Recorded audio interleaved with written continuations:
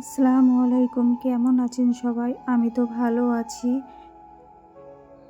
আজ আমি একটা রেসিপি নিয়ে এসেছি, পেঁয়াজ কলির রেসিপি। চিংড়ি মাছ দিয়ে ভাজি করে দেখাবো। প্রথমে আমি কড়াই চাপিয়ে দিয়েছি, তারপরে সর্ষের তেল দিয়েছি।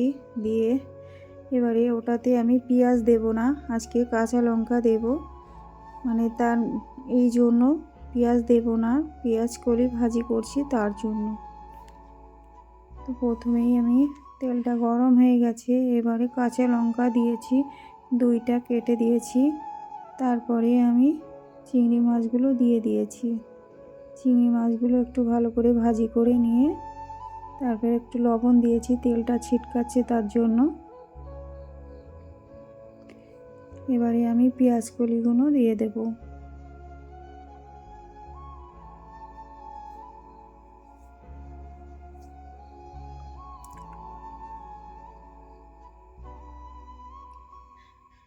শরীরটা একটু খারাপ আছে, ওই জন্য উল্টো পাল্টা হয়ে যাচ্ছে কথা।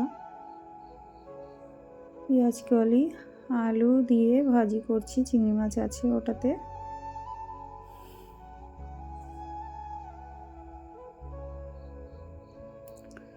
তারপরে পরিমাণ মতো একটু হলুদ গুঁড়া দেব,